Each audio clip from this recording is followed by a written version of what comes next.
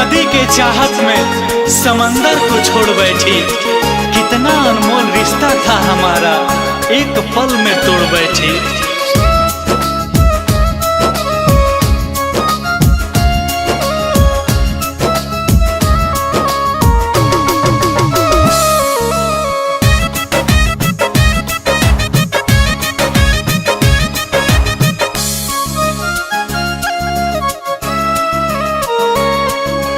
पहिले हंसा के रोइलू हो, आपन कही के भुलैलू हो।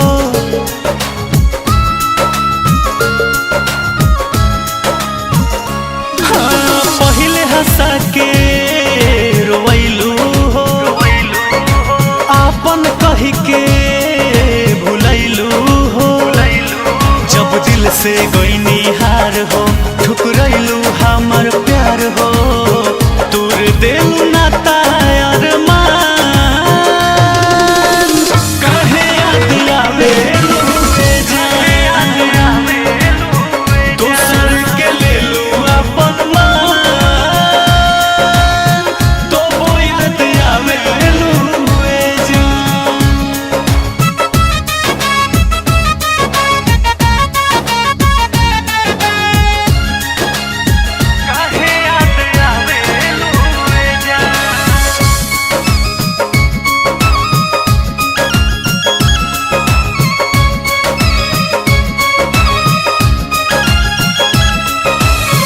रहे काला चारी यारी तोड़ दिले बाड़ू।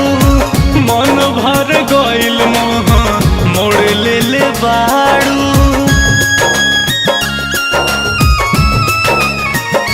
हाँ, रहे काला चारी यारी तोड़ दिले बाड़ू। मन भर गइल मोह मोड़ ले बाड़ू। बाबू रामोर हाल हो, रहबू ना खुशहाल हो। साचो बाड़ू पत्थर इंसान, काहे याद आवेलू जान।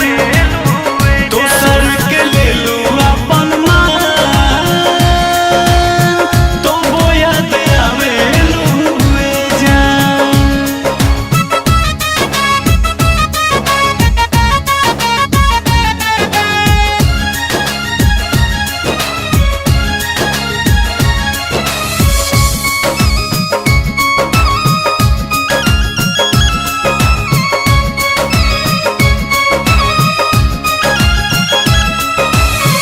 कैले रहू वादा कबो छोड़ के ना जाइबू।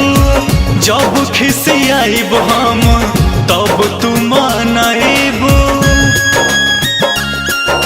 हाँ, कैले रहू वादा कबो छोड़ के ना जाइबू। जब खिसियाई है रंजित तब तू मनाइबू। देखा दिलू औकात हो, बुझलू ना जज्बा